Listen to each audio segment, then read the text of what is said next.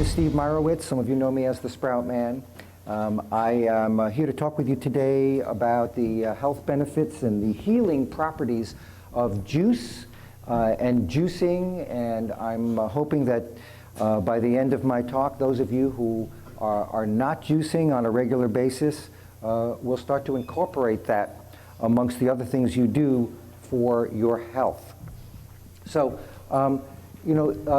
this is really the core of my talk right here. It's how to turn fruits and vegetables, the products of our planet, into healing tools for us by using a juicer machine.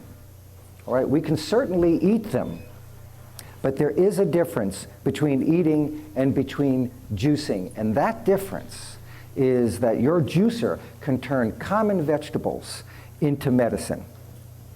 So, this goes back to 400 years before Christ when Hippocrates was around. Hippocrates was really the father of modern medicine. He's the one who developed the Hippocratic Oath about the ethics for doctors to practice. And he was the one who said, let your food be your medicine and your medicine be your food. And it is his work that really is a foundation for all this, because it's telling us that there are plant compounds, phytochemicals, in our vegetables, in our fruits and vegetables, that have healing properties, that are medicinal.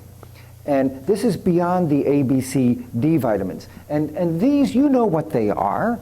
These are antioxidants and bioflavonoids and saponins and glucosinolates and isothiocyanates and polyphenols and carotines. These are the medicinal elements that are in fruits and vegetables. The real question is, how do you get them out? And how do you extract them in a way that we could use them as medicines? So this is old stuff, because if you look at common aspirin, where did it come from? I mean, it came from the willow tree. It came from the bark. In that bark is salicylic acid. Well, if you have a headache, how many of you think that if you go over to a willow tree and chew on the bark that you're going to get rid of that headache? It's not going to happen, right? But if you extract the salicylic acid from that bark and you concentrate it, then you have a chance. But as you know, if you have a headache and you take one aspirin, sometimes that's just not going to do it, right? You have to take two. So you have to achieve a potency level in order to reverse symptoms. And that's where what we're saying, that's what we're going to do with our juicer. But what I'm saying to you here is that medicine originally came from plants. All right, you have it in the willow bark. You have quinine, which was used for malaria, in the cinchona tree. It's also in the bark. You have foxglove, which is the source for digitalis, which is for congestive heart failure and hypertension. Menthol. Although you go into every drugstore and over-the-counter cough medicines, all that's from wintergreen and spearmint. So in our plants are medicines. We just have to find the right way to extract them. These things don't have side effects, don't usually have side effects. Natural medicine has that advantage over pharmaceutical man-made medicine.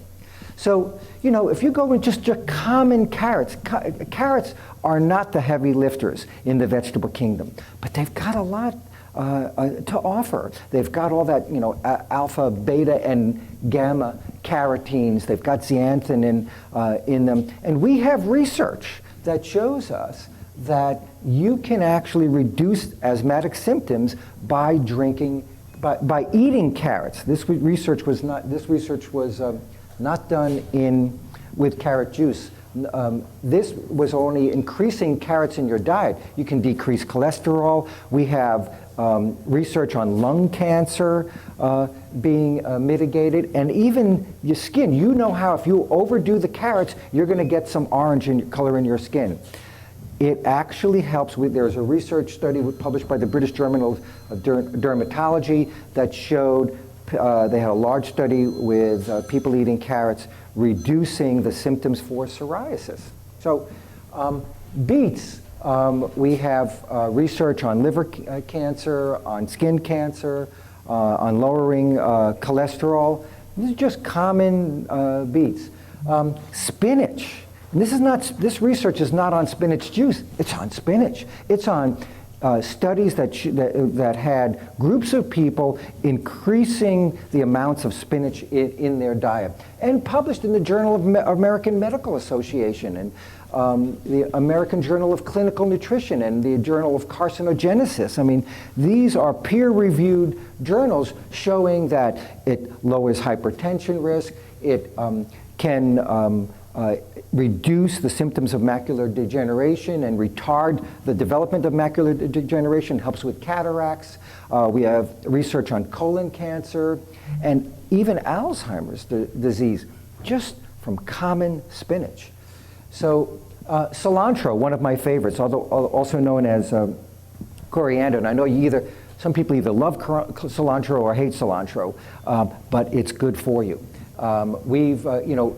It's been used in folklore history for colic and indigestion and bad breath, but we have research that shows that it can increase the good cholesterol and lower the LDL, the bad cholesterol, and it chelates. It's a chelation tool. It will actually grab onto and pull out metals like aluminum and lead and mercury just from our food, you know? So, if you go to the pharmaceutical drugs that are chelators, they have a lot of side effects. How much side effects are you going to get from greens?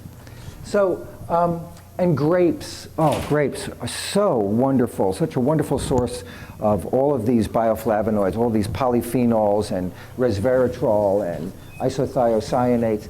Alzheimer's. We've got research on Alzheimer's from getting the essence of grapes, and reduces blood clotting, which was in the American College of Cardiology talk. So, this is just from grape juice, not the bottled stuff, but the fresh stuff. So the reason why these benefits can be obtained is because we're getting them in a concentrated form. All right, there's no way you can eat a pound of carrots. Do I have that? Yeah, that's too much. That's a pound of carrots. If you eat a pound of carrots, you're going to get indigestion. There's just no way you could consume it. And however, you can take that pound of carrots and you can turn it into a glass of carrot juice. And that carrot juice can easily be drunk and assimilated. The digestive system is very complicated. You've got a liver, you've got a pancreas, you've got 22 feet of small intestine with turns and bends, and you've got 8 feet of colon, a large intestine. Our stomachs and our digestive systems don't operate totally at 100% efficiency. So we can eat all this good food, but not necessarily translate it into elements that can go into our bloodstream and be delivered to our cells. That's really where this nutrition has to go if it's going to help our health.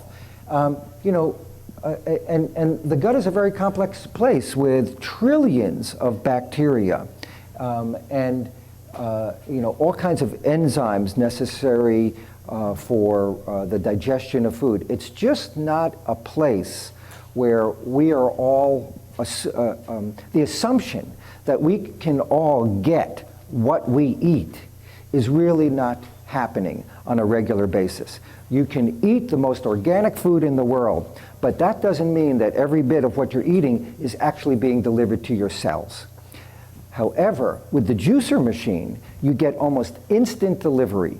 because it bypasses the pancreas, it bypasses the liver, it bypasses the stomach, it goes right into the beginnings of the small intestine and is ready to penetrate the intestinal wall and enter the bloodstream. That's the closest you're going to get to 100% food value of what you eat. And it's not from eating, it's from drinking the juice. The only thing that goes into your bloodstream faster than juice is air, is the air we breathe in our lungs. So be real careful what you breathe, all right? When I go to the gas pump, I hold my breath. I walk away, because that stuff is going to enter my bloodstream in seconds. It's the only thing that's faster than juice.